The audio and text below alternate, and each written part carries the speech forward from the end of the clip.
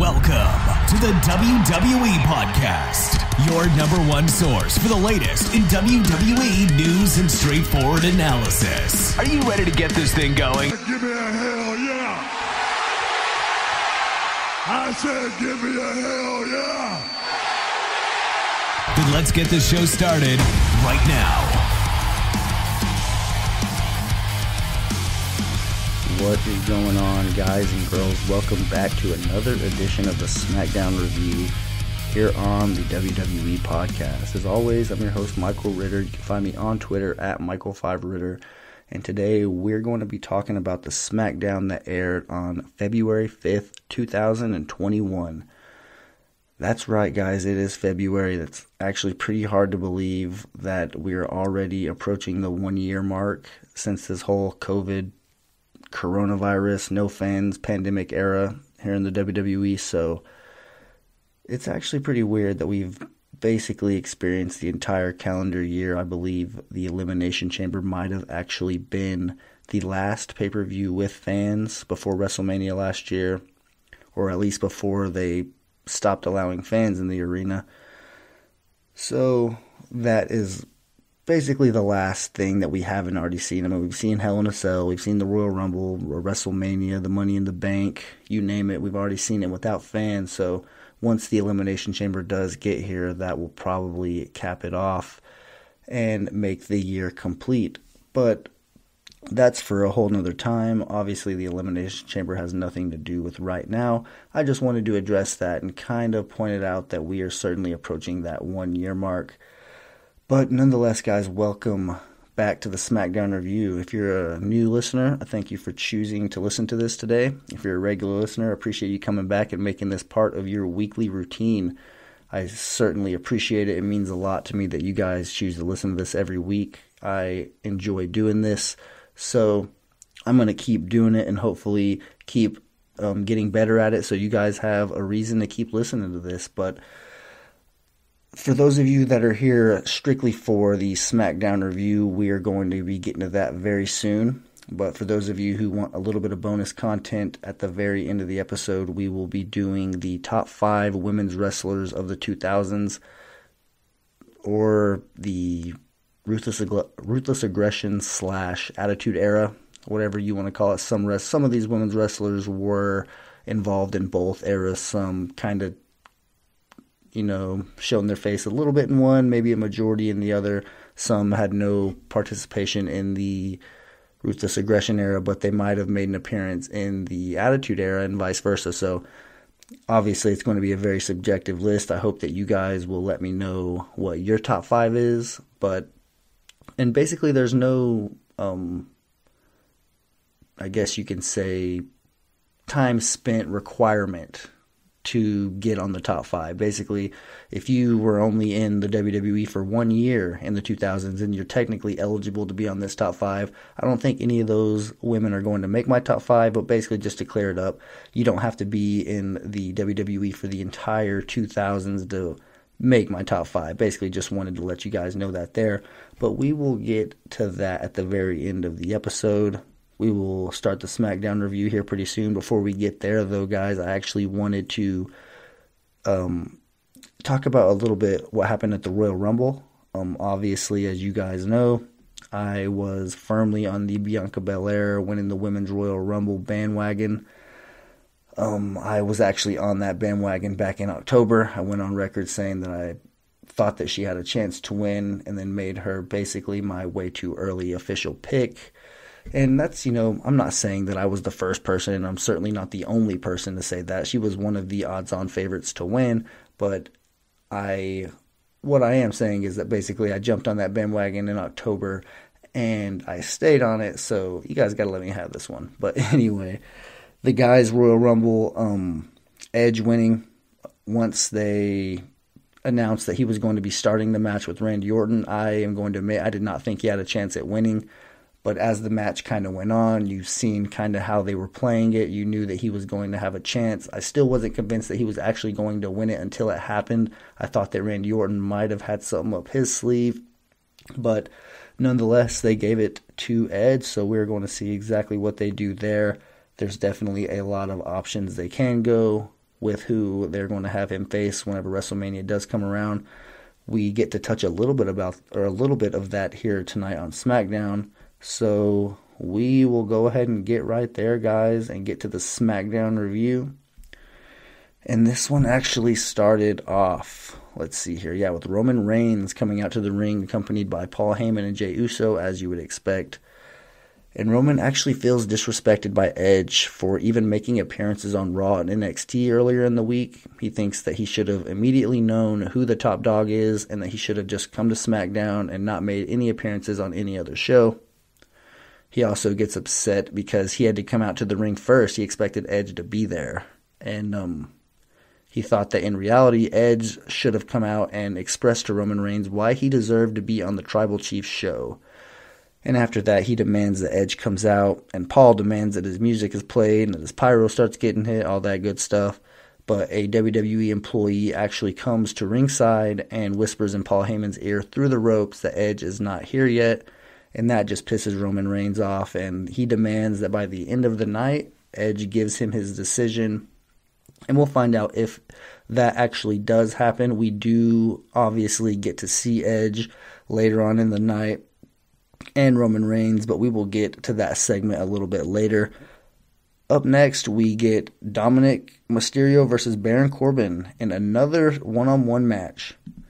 And just like every other one of their matches, one of the wrestlers attacked the other one before the match even started. This time it was Baron Corbin attacking Dominic and Rey Mysterio before the match as Dominic was making his entrance.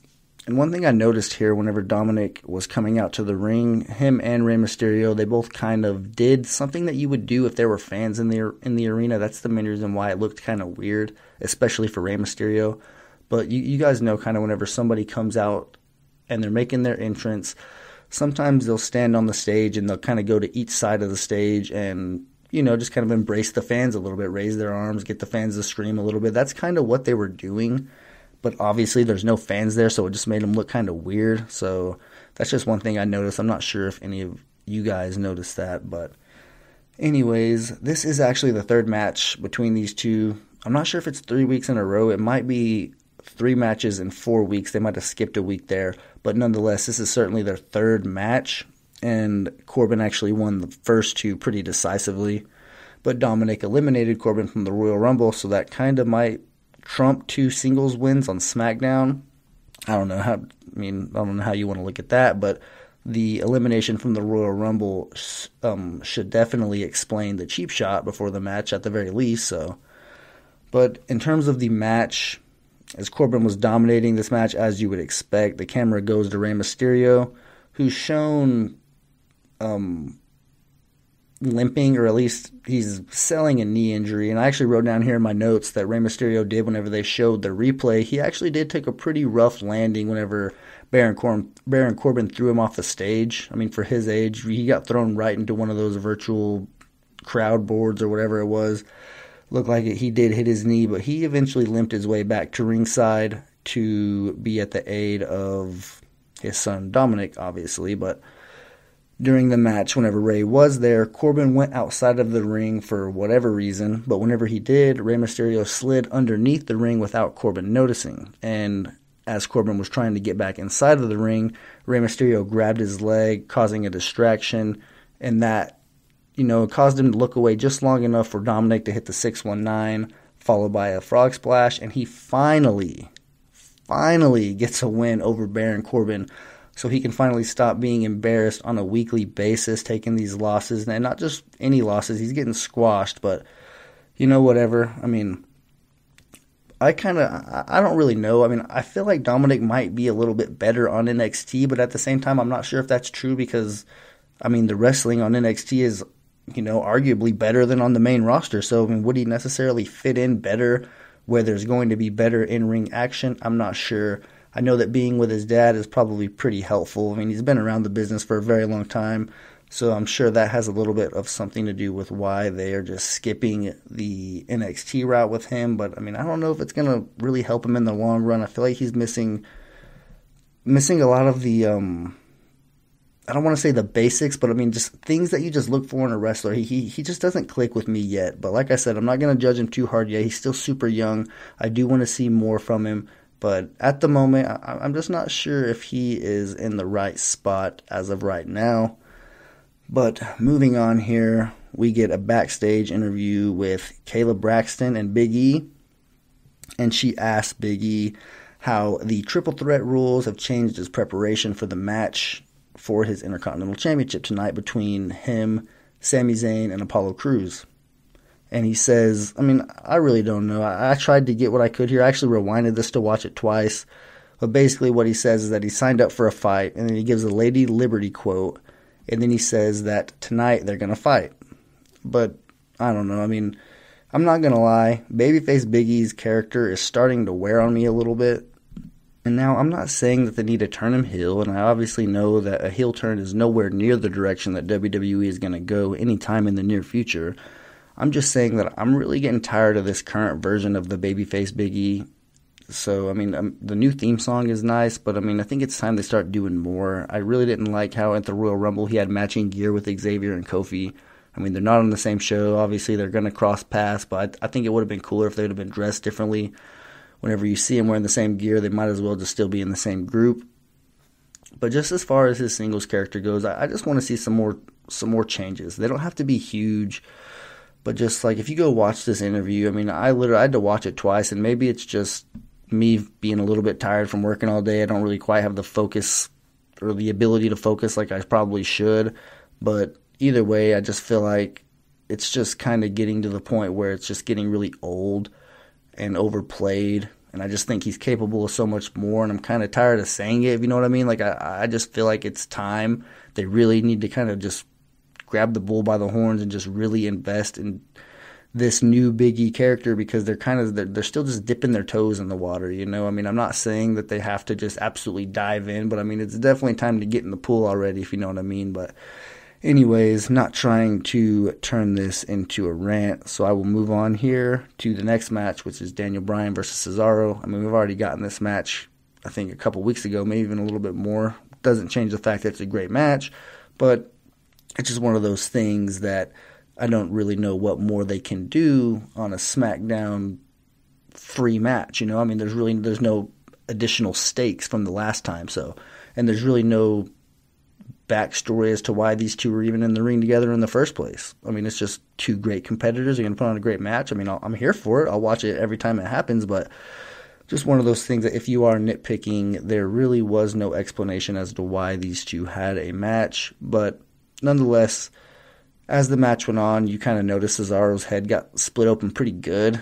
It was starting to get all over Daniel Bryan. It was very noticeable that it was on his head. I mean, even after the match, it was just his head wasn't even like cleaned off. It was just like a smeared dry blood spot. Kind of looked pretty cool, especially on his bald head. But nonetheless, this was definitely a good match. Cesaro had a beautiful transition from it was a backbreaker, I think it was, into his signature, grabs him by the feet and spins around, followed by a sharpshooter. And surprisingly, he actually made Daniel Bryan tap out clean. I didn't expect that, but it certainly grabbed my attention. That is just not the way I expected that match to end. I mean, for Daniel Bryan to tap out to the sharpshooter just really kind of shows you that maybe they are taking Cesaro a little bit serious. I mean, this is a great win for Cesaro. I mean, there's no way around it. This is probably the best win he's had, I mean, for sure in the year 2021, but you can maybe go back a little bit further. But it's definitely nice to see him featured on SmackDown every week, whether it's on commentary or finally having him in a meaningful match and letting him get a clean win. It looks like he's picking up steam at the perfect time, getting right into WrestleMania season to maybe even get on that card since it's going to be 2 nights. I mean, Austin Theory had a match last year in WrestleMania. So if Cesaro doesn't have a match on WrestleMania, that will be absolutely criminal.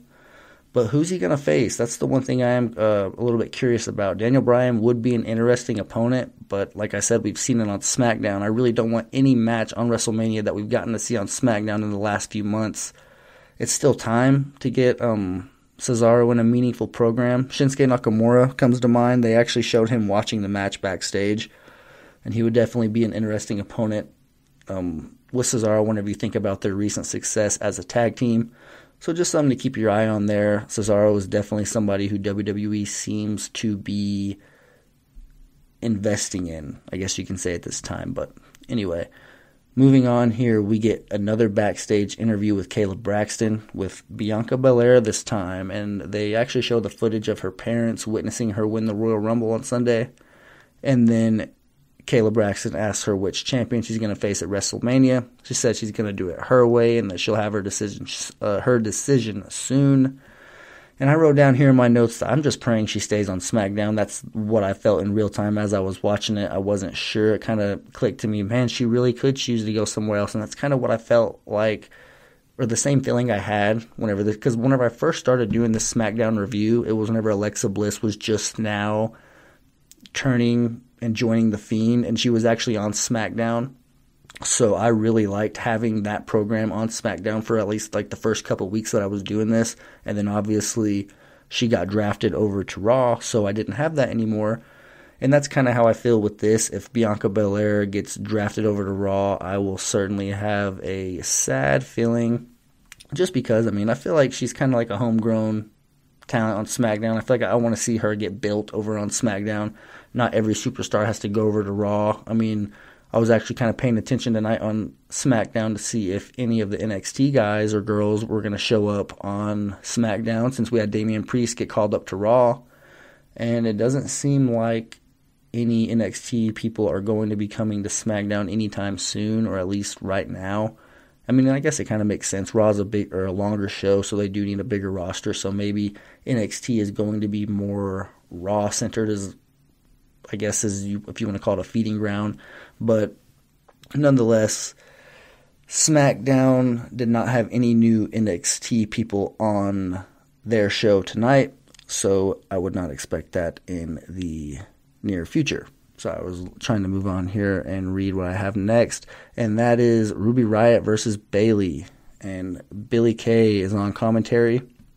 And this actually was kind of a weird match, or at least the ending, but anyway, I wrote down here that Ruby is one of the more underrated wrestlers on the roster. I feel like that's pretty true. She put up a pretty good match against Bayley, and it was a decent match until the ending. Like I said, I don't really know what. I see what they were doing, but I don't think that it was done right, or I don't know exactly. But nonetheless, Bayley has Ruby Riott in a submission, and like I said, Billie Kay is on commentary. She comes over and she tries to help, but she somehow, quote-unquote, cost her the match.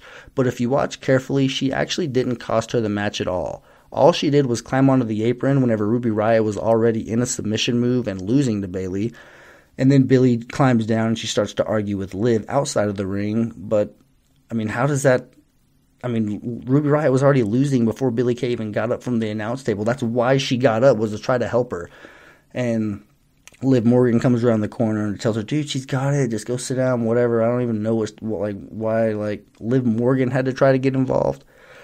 I guess I do because she's tag team partners, but what I'm trying to say is Billie Kay wasn't doing anything wrong. So Liv Morgan just coming to her defense automatically just shows that they do not like Billie Kay trying to invite herself, I guess you could say, into the Riott Squad and try to become that third member. But that's just one of those things that Billie Kay's not going to give up on. She's kind of got her sights set on joining one of these teams, especially the Riott Squad seems to be the team that she always is involved with and it gets featured with. So, I don't know. Just go back and watch this match. Like I said, it was kind of, I don't really understand. I just think, I don't want to say they botched it because I know what they were doing, but I just don't think that it quite made sense.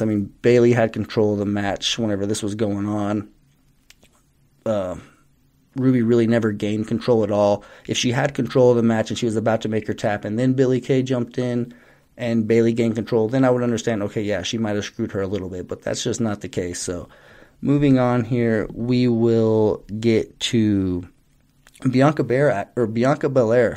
She actually comes out to the ring to seemingly pick her opponent for WrestleMania.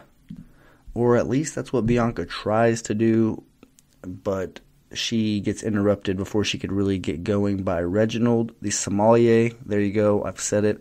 I don't know. I mean, it's really not even that hard of a word to pronounce. I guess I just was refusing to do it for some reason. Anyway, nonetheless, Reginald comes out and he insists that Bianca picks Asuka because he doesn't think that he doesn't think that she can beat Sasha. Sorry, that's actually kind of a tongue twister right there. But he doesn't even think that she can beat Carmella for that matter. And then shortly thereafter, Carmella comes down and basically agrees with what Reginald says. She says that she's beaten Sasha twice and that she's almost certain that she would do the exact same thing to Bianca. And then Sasha comes out to tell Bianca that she has her attention, and then she praises Bianca for being the strongest and the fastest in the division, but says that she's wrong whenever she claims to be the best. And then she makes her pitch by basically saying that Bianca should challenge for the SmackDown Women's Championship at WrestleMania. And before Bianca could answer, Reginald chimes in one last time to double down that she won't win if she chooses Sasha. And Bianca basically laughs at that comment and hits him with her hair a few times and sends him running out of the ring. One thing I'll say here, I actually mentioned this I think last week, maybe a couple weeks ago. Hopefully using the hair as a weapon is back. Like I said, I like that. I thought that was a pretty good little unique part of Bianca's character. It's a way to see, especially if you're a heel, it's a way to get away with technically cheating, if you want to call it that, without technically getting disqualified. So that's one thing that I would hope that they would bring back to her character. But as far as her choice goes, she didn't officially make it tonight. But, I mean, the obvious choice is Bianca versus Sasha. I mean, anything else is simply unacceptable as far as I'm concerned, and I'm speaking it into existence, and I'm calling it now. Bianca goes over on Sasha at WrestleMania 37. So I was super early on the Bianca winning the Rumble thing, and I'm going to be super early on the Bianca wins at WrestleMania over Sasha thing, although it's not that, bold of a prediction. I mean, she's one of only 3 champions that she can challenge. But that's just what I'm going with right now, and I'm probably going to stick on that April whatever day WrestleMania, whatever day I'll be making my predictions for WrestleMania. Hopefully that is a match that I'll get to pick, and mark my words, I will pick Bianca to go over Sasha just because I think that is the way to go. Moving on here, we get another backstage interview with Kayla Braxton. She gets Sami Zayn this time, and Sami Zayn actually interrupts Kayla and calls her a corporate propagandist whenever she tries to call him a thorn in the side of blank we didn't hear what she was going to say because he didn't let her finish. But I assume that she was referring to the Intercontinental Championship picture or just Big E in general. And that interview ends. Next we get Otis and Chad Gable versus Dolph Ziggler and Robert Roode. And one thing I noticed here, Dolph and Roode actually debuted a new theme song. I don't know if it's one of their, it's definitely not going to be Robert Roode's theme song. That's the best part of his gimmick. It could be Dolph's or just theirs as a tag team, which would be kind of cool because it might solidify them as an official team rather than just 2 single superstars who are coming together for no reason. But I did notice that new theme song for Dolph and Robert Roode. The SmackDown Tag Team Championships are currently falling victim to what I call the alternating belt burial treatment. And I know that's kind of a weird thing to say, but basically what that is, it's whenever certain belts take turns getting completely buried on a weekly basis and just aren't featured in legitimate storylines. Like, for example, all 3 tag team championships, they just kind of take turns falling into complete, irrelevancy. You never see them defended. There's no storyline or program that they're involved in. They kind of just disappear, and then all of a sudden they're back. And from time to time, the United States Championship and Intercontinental Championship fall victim to this as well. But that's kind of what the SmackDown Tag Team Championships are. That's kind of where they're at right now. They're just kind of not being used. I actually forgot who even had them until I seen them come out with with them around their waist. I was like, oh man, I forgot that there were even SmackDown Tag Team Champions on the roster. But anyway, getting back to the actual match here. The Street Profits have a little picture-in-picture at the bottom of the left, or the bottom left of the screen, and they actually commentated the entire match, which definitely made it a little bit more difficult to concentrate and, pay complete attention to the match, but, whatever.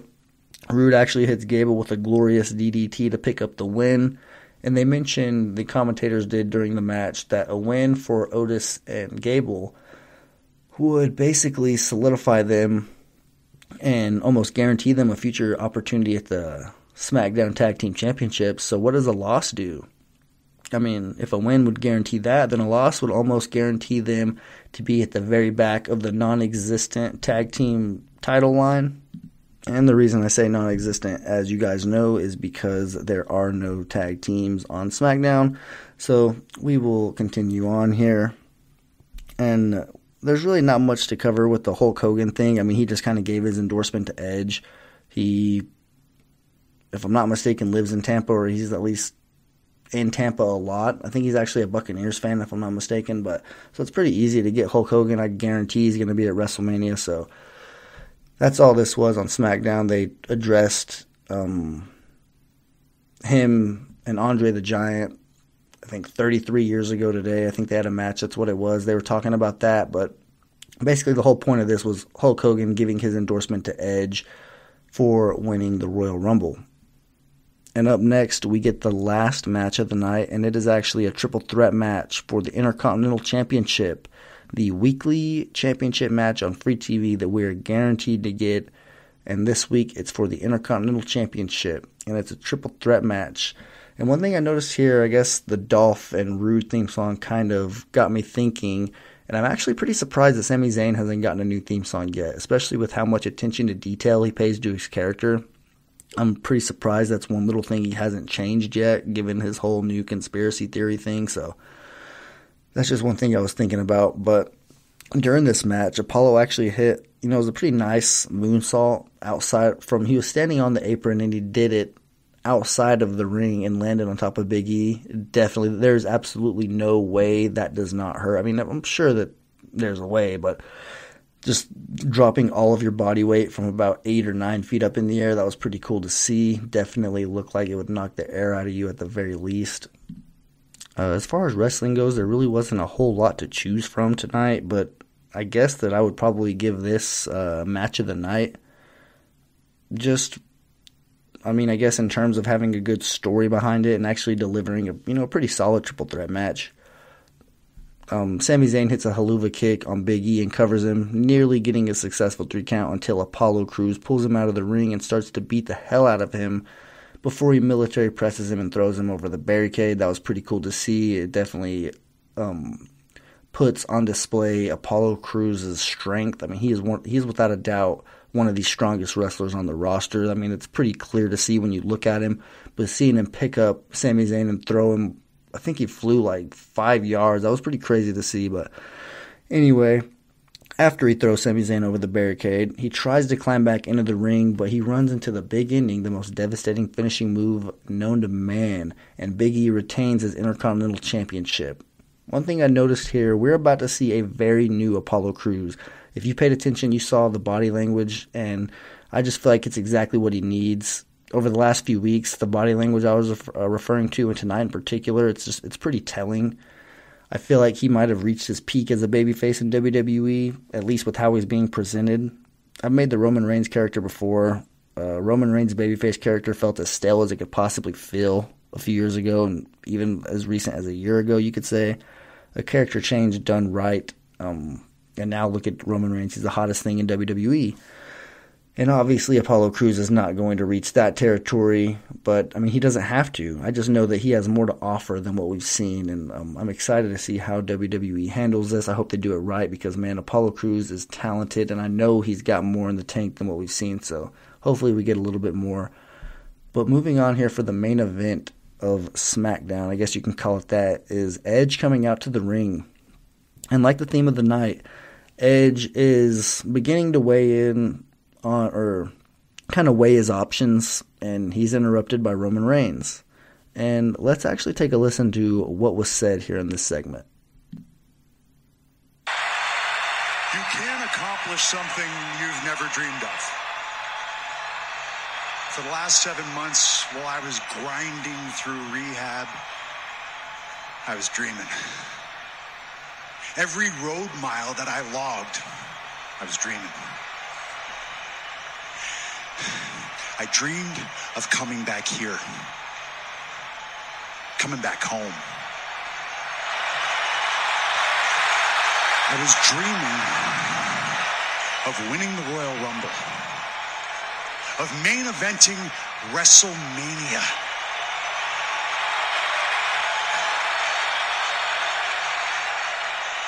I was dreaming of taking back something I never lost, something that I feel is mine. So last Sunday at the Royal Rumble, I came in at number 1, and I outlasted 29 of the best superstars in the world today. So now, I find myself on the precipice of the main event of WrestleMania. But that begs the question, what champion do I choose? And it's an embarrassment of riches. Do I choose Drew McIntyre? Do I choose Finn Balor? Or do I choose Roman Reigns?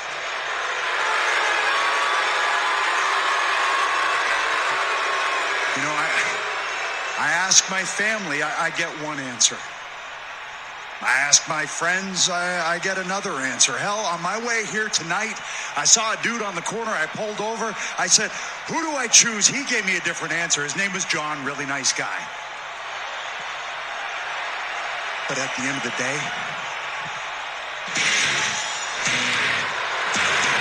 time's up. Edge, man to man, I give you my word. Without my blessing, Paul will not make a move on you.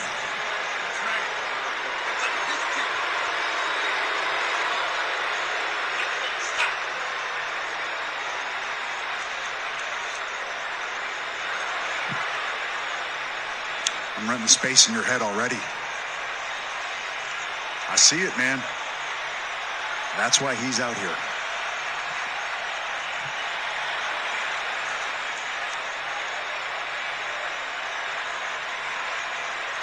Bruce, I'll meet you at the bus. I got this.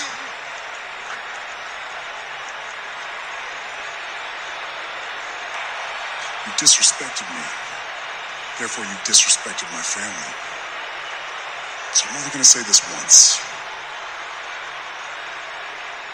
Acknowledge me. Acknowledge me as the main event of WrestleMania. Acknowledge me as the champion of choice. Say my name.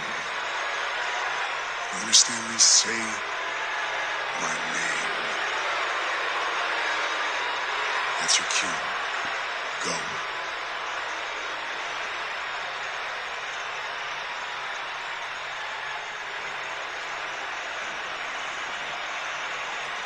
Oh my God, Kevin Owens! A stunner to raise!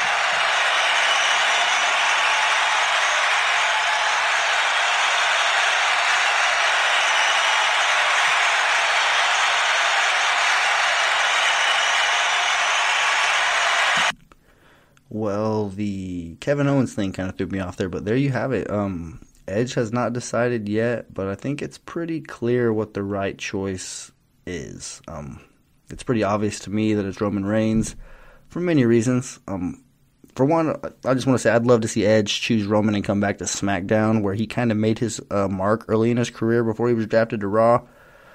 Another reason, this is obviously heel versus babyface, unlike what it would be if he chose almost any other champion, I feel like.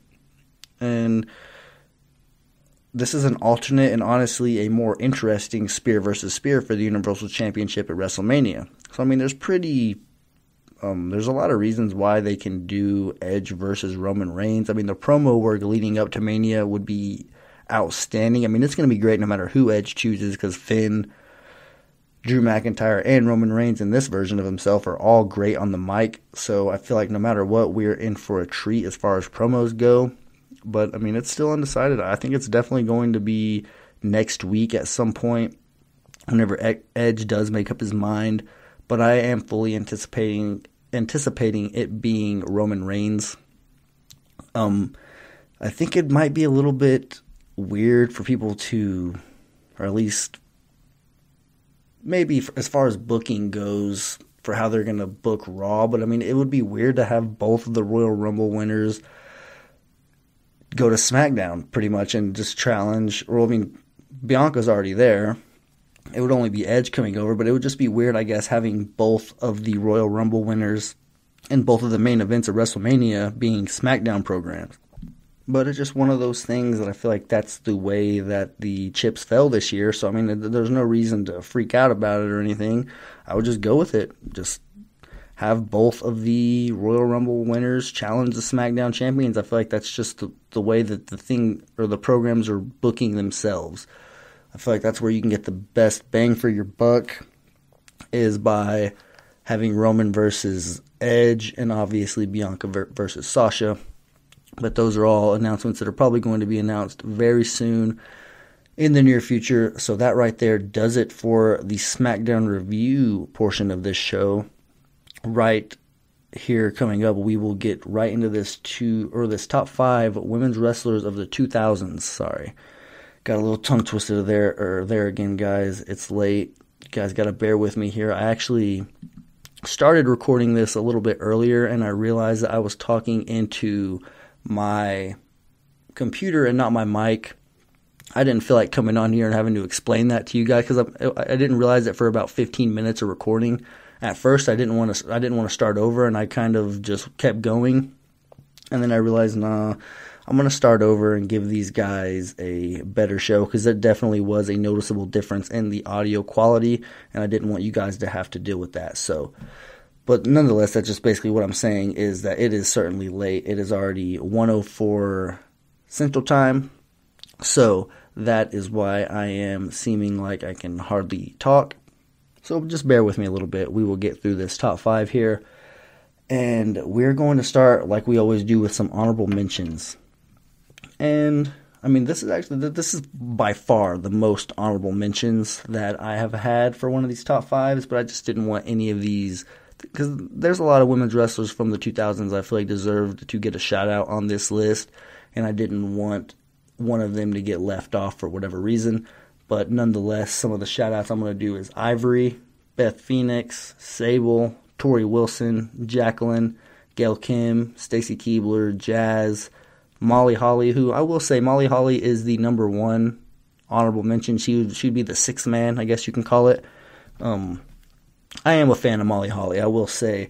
Just as far as her, she was only in WWE for 5 years, surprisingly, but she was a contender while she was there. She was on Raw. She was always in the Women's Championship picture as that heel. One of the biggest memories I have of Molly Holly is obviously the WrestleMania 20 or maybe 21. I can't exactly remember. It was the hair versus hair match with Victoria, and she lost and got her head shaved.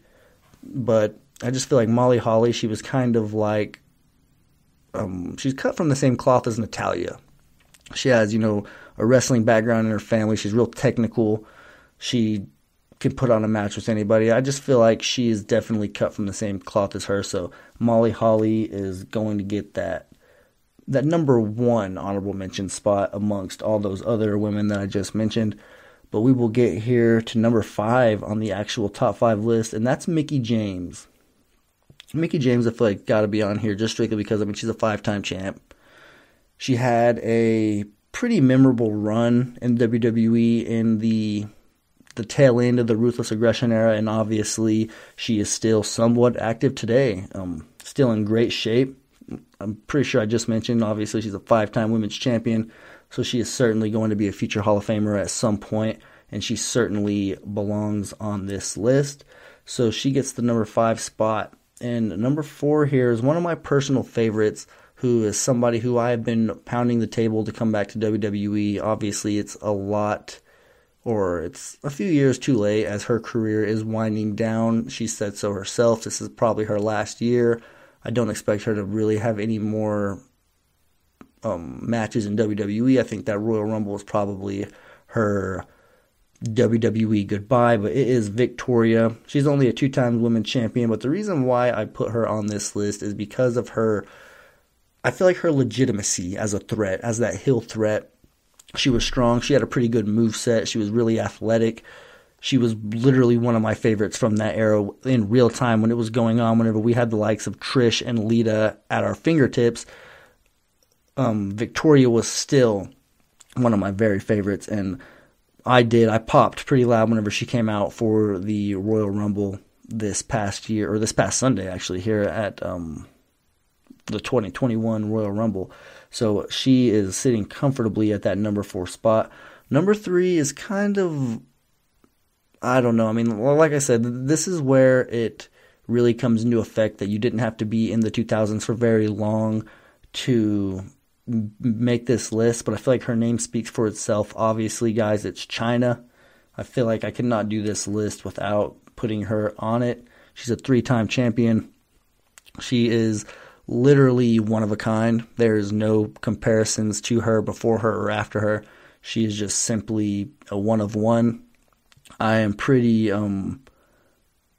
devastated that I didn't get to watch her actually in her prime. All I've gotten to watch are highlights from WrestleManias I've gone back to see, and obviously old DX highlights, but it's no secret the impact she had. She was kind of one of the true trailblazers in this women's revolution. And if you didn't know who Chyna was back in the late 90s, early 2000s, and just as a wrestling fan, you were doing yourself a disservice. So she certainly belongs on this list, and arguably a little bit higher. But top 3 I feel like isn't very bad. So moving on here, we will get to, I mean, you guys should know these top 2. If I haven't mentioned their name already and we're to the top 2, then you could probably guess who it is. And number 2 is Lita. Now, Lita, she has a pretty special place in my heart here, just because I was a pretty big fan of the Hardy Boys whenever they were together before any of the split, before Matt Hardy version 2.0 and they split up during the brand split. I really loved that version of the Hardys. Whenever they were Team Extreme and Lita would come out and obviously do her crazy swantons off the top rope to men and all that stuff.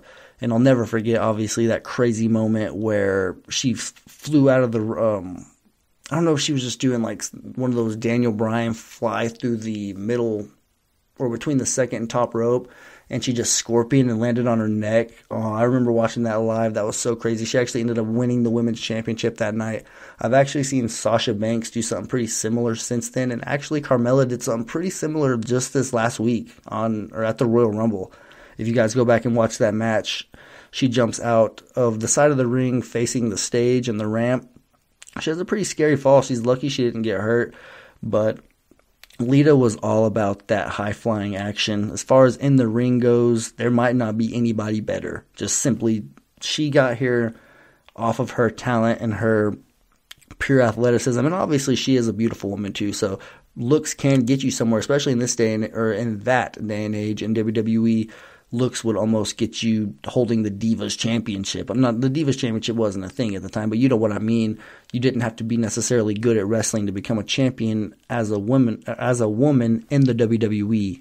So Lita was just definitely kind of that hybrid. She was one of the girls she took a lot of rough bumps. That's one thing I will say. Lita and a lot of other women back in the day, they took some rough bumps from men. If you go back and watch it, it's almost uncomfortable to watch because you know they would never do anything like that these days. And just the sheer thought that that had to hurt. I mean, I'm not sure if you guys know 3-minute warning back Umaga and Roman Reigns' older brother, what's his name, Rosie, back when they were that tag team 3-minute warning, they hit frog splashes on Lita and a couple other girls, and oh my gosh, that's one of those things, if you haven't seen it, I wouldn't necessarily recommend watching it, but if you stumble across it, you will definitely remember it. But Lita at number 2, I feel like, is probably a solidified spot. She will probably be there on a lot of people's lists, so that leaves number 1, and I'm sure you guys all know who that is, and that is Stratusfaction. None other than Trish Stratus, 7-time women's champ, the GOAT women's wrestler of all time. I do not care I care what you think. That's not what I mean. But she's obviously the GOAT. Trish Stratus, nobody can touch her as far as her peak. And I know people are going to say Charlotte whenever it's all said and done. Charlotte's going to be better than Trish, blah, blah, blah. I mean, they've already had their match and Charlotte won. Nobody thought Trish was going to win anyway. But, one thing I will say about that, is people are going to throw around the only really argument that they're going to have as far as Charlotte is the number of women's championships she has. But, I mean, is that really that good of an argument in today's day and age? I mean, be honest with yourself. Championship matches are a dime a dozen. And Charlotte was, I mean, the women's division, there's two belts. You can have the Raw women's belt, the Raw women's championship, the SmackDown women's championship, and even the Divas Championship back in the day. I'm pretty sure Charlotte did win that. But nonetheless, there's two opportunities, if you know what I'm saying. Like, so Trish won 7 women's championships whenever there was only one belt. And back in an era whenever women's wrestling just was not a focus at all. So I respect Charlotte. I know that she's going to go down as one of the greatest women's wrestlers of all time. But I'm sorry, she is just not, in my humble opinion, she is not on Trish Stratus's level in the ring. And that's just simply inside the ring. Accomplishments, like I just said, athleticism, Charlotte blows Trish out of the water. Charlotte might arguably be the best athlete that WWE has ever had as far as the women's division goes. But there's a difference from being a great athlete in other sports and just having great wrestling genes to just being a straight-up skilled wrestler. And that's what I feel like Lita in particular definitely was. Trish was no slouch herself. She can go in the ring, obviously. But I just feel like there's certainly, it's not just some blowaway. Like, people assume that Charlotte, as an active wrestler, is head and shoulders over any woman or any women's wrestler that's really ever laced up a pair of boots, and that's just simply not true. However, when we talk about the women that are in wrestling right now, I mean, yeah, it's no contest. Charlotte is going to be the one, whenever you look at this era, who's going to be looked at as the greatest woman or the greatest women's wrestler of this generation. And she deserves it. I'm not trying to take really anything away from Charlotte. It's just whenever you're comparing Trish, I feel like people, it's more so just addressing the disrespect towards Trish and women of the past whenever people are just trying to crown, whether it be Charlotte or another women's wrestler. Who cares? I mean, Charlotte's just the one whose name's always tossed around, so she's the one that we're going to talk about. But it just really, it doesn't necessarily take anything away from any of the women. I'm not trying to do that. Basically, what I'm just trying to do is just say, put a little bit of respect on Trish Stratus's name is all. But that should do it here for my top 5, guys. I hope you enjoyed it. It was a little bit faster of a run through, but I did give a little bit more of the honorable mentions. It was actually pretty hard. I'm not going to lie. Putting together this top 5 was very hard. I wanted to put a lot of the honorable mentions. I almost did a second top 5 just for the more like divas, you know what I mean? Like just the ones that actually weren't wrestling, because I kind of feel like it's not fair. Obviously, Tori Wilson and Stacy Keibler aren't going to sniff a top 5 whenever you're comparing them to Trish Stratus, Victoria, Mickie James, and, you know, women wrestlers like that. But I just decided to give almost all of them that I could remember a shout out, and then do the top 5 for the ones who I thought truly deserved to make it. I'll be back next week too with another top 5. I'm not exactly sure what it's going to be. I have a couple of options. For sure, I have 2 that I'm deciding from, so it'll for sure be one of those 2. But that's pretty much all I got for you guys tonight. I hope that you guys all have a great weekend. I hope you guys, if you are a football fan, enjoy the Super Bowl. Watch safely with your friends. I don't know if that's necessarily a good idea, but hey, do what you want. Other than that, though, guys, I hope you guys all have a great week. And until then, I'll talk to you guys the next, the 12th, yeah. So I'll be doing another episode on February 12th. So that will be the next time I hear from you guys. So until then, y'all have a great week.